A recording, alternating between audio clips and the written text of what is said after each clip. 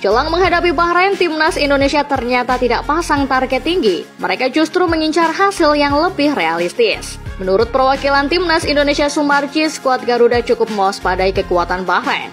Itu karena Bahrain pernah menang lawan Australia. Karena track record itu, Indonesia tidak berharap banyak dari laga tersebut. Kalau dari kami itu melawan Bahrain harus mendapatkan poin, minimal seri. Kalau untuk melawan China ya harus 3 poin, ujar Sumarji. Jadi dalam 2 laga kualifikasi Piala Dunia 2026 nanti, Indonesia hanya menargetkan 4 poin saja. 1 didapat dari kandang Bahrain dan 3 poin wajib didapat dari kandang China. Apapun targetnya, sebagai fans kita hanya bisa mendukung agar skuad Garuda bisa meraih hasil terbaik. Tapi kalau bisa ya sapu bersih lah ya.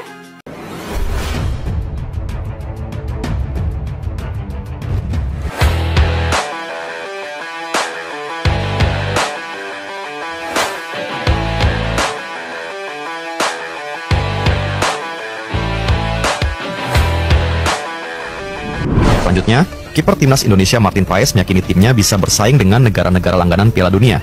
Berdasarkan hasil 2 laga Indonesia sebelumnya, Paes yakin timnya bisa meraih hasil positif lagi. Ia bahkan tidak ragu memasang target meloloskan Indonesia ke Piala Dunia. Kami yakin benar-benar bisa melakukannya dan melaju hingga ke Piala Dunia 2026 di Kanada, Meksiko, dan Amerika Serikat. Itu akan luar biasa, dan saya pikir para penggemar pantas mendapatkannya, ucap Paes.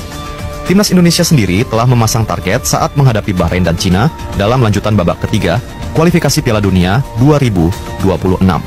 Jelang pertandingan kedua babak kualifikasi Piala Dunia 2026, Timnas Bahrain terkesan meremehkan kekuatan Timnas Indonesia dan menantang fans Indonesia yang terkenal sangat fanatik saat bermain di laga tandang.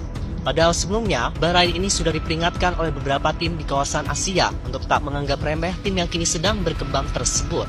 Apalagi mereka punya fans base yang luar biasa gilanya.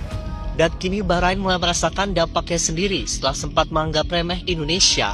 Lantas seperti apa? Dan berikut ulasan selengkapnya. Ya, persiapan demi persiapan telah dilakukan oleh beberapa tim, khususnya di grup C jelang pertandingan round 3 pada bulan Oktober ini. Salah satunya dari Timnas Indonesia. Selain berhasil mendatangkan sejumlah pemain keturunan baru, mereka juga mempersiapkan segala hal, baik teknis maupun non-teknis, agar Timnas Indonesia bisa tampil maksimal. Tentu saja, bila berhasil meraih poin di Bahrain, kepercayaan diri tim akan naik ketika menyambut laga berikutnya di Cina. Terlebih Bahrain sendiri kabarnya juga sudah melakukan fisik jauh-jauh hari demi bisa mengalahkan Indonesia. Nah, rencananya para pemain dari Liga 1 akan kumpul tanggal 5 Oktober untuk kemudian gas OTW Bahrain. Sedangkan buat para pemain abroad akan langsung ke Bahrain dan berkumpul di sana. Memang pastinya itu akan jadi perjalanan yang sangat panjang dan melelahkan. Tapi bagaimanapun ini adalah bagian dari rintangan sulit menuju Piala Dunia yang harus dihadapi. Beruntungnya, Timnas punya fans yang selalu setia memberikan dukungan dimanapun mereka bermain. Bahkan sejumlah fans Indonesia yang berada di Bahrain dikabarkan sudah memborong ribuan tiket pertandingan pada tanggal 10 Oktober tersebut. Supporter Indonesia mulai berburu tiket untuk pertandingan Bahrain versus Indonesia. Pendukung Indonesia diberikan kuota 2.200 tiket untuk pertandingan ini. Dan kabarnya sudah terjual 1.700 tiket. Nah, informasi ini didapatkan dari akun fanbase-nya Timnas di Bahrain. Nah, WNI atau supporter kita yang ada di Qatar katanya akan juga langsung ke stadion sekitaran 500 orang. Dan harga satu tiket ini sekitaran $10 Bahrain atau dirupiahkan itu sekitaran 400.000 rupiah guys. Jadi untuk stadion sendiri ini kapasitas 30.000.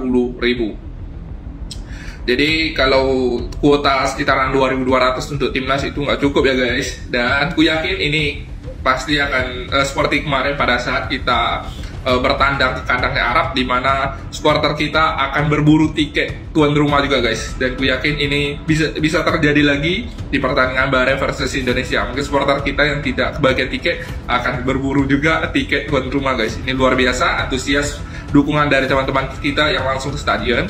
Nah, bagi kita yang tidak ke stadion, kita jangan kalah semangat. Kita harus terus beri dukungan untuk timnas kita di pertandingan Oktober ini ya guys. Salam Garuda.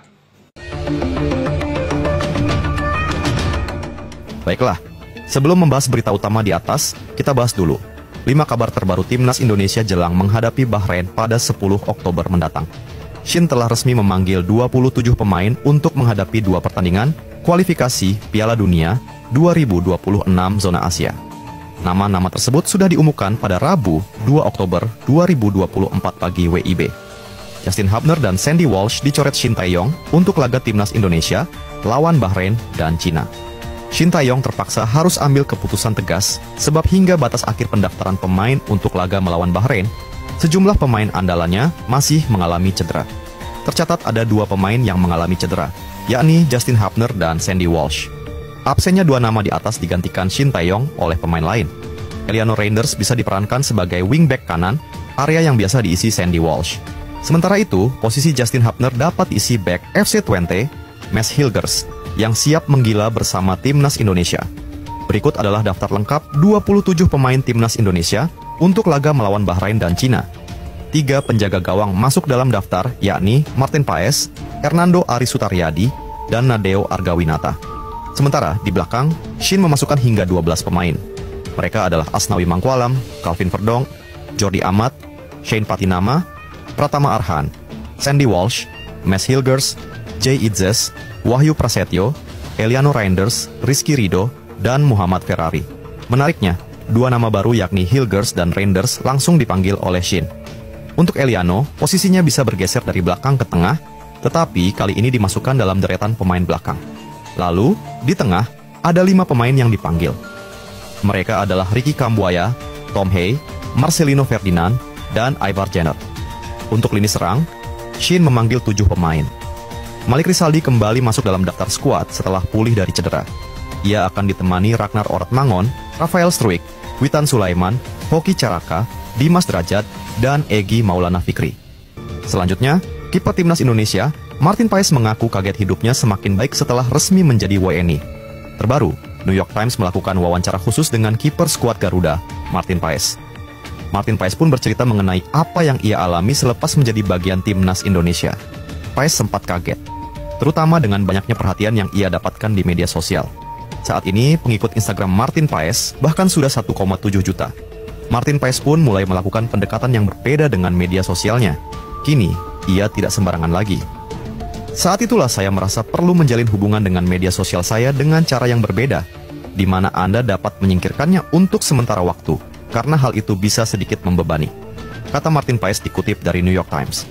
Namun, Martin Paes tidak menyangka dengan banyaknya dukungan yang didapatkan di dunia nyata, terutama saat timnas Indonesia berlaga di Stadion Utama Gelora Bung Karno. Sungguh tidak menyangka bahwa tiba-tiba kami dipuja oleh begitu banyak supporter yang luar biasa, tandasnya. Martin Paes menjalani periode yang menarik bersama timnas Indonesia. Paes pertama kali mendapatkan panggilan dari skuad Garuda pada September lalu. Saat itu Martin Paes langsung menarik perhatian. Kiper berusia 26 tahun itu menjadi salah satu sosok kunci keberhasilan timnas Indonesia meraih 2 poin dari Arab Saudi dan Australia. Kini, ia punya kesempatan lagi untuk menunjukkan kelasnya di panggung internasional. Mengingat Paes kembali masuk daftar skuad timnas Indonesia untuk laga melawan Bahrain dan China. Selanjutnya, calon wakil gubernur DKI Jakarta, Rano Karno merespons soal banyaknya pemain naturalisasi untuk tim nasional Indonesia. Saat ini, Rano mendukung adanya program naturalisasi yang dibuat oleh Persatuan Sepak Bola Indonesia atau PSSI. Sebab, menurutnya, para pemain keturunan Indonesia itu sangat dibutuhkan timnas untuk menghadapi kompetisi internasional. Kalau saya ngedukung banget naturalisasi. Cuman memang proses naturalisasi itu harus ada mekanismenya, enggak harus langsung diterima. Naturalisasi itu diperlukan karena memang kita memerlukan menghadapi event yang lebih tinggi.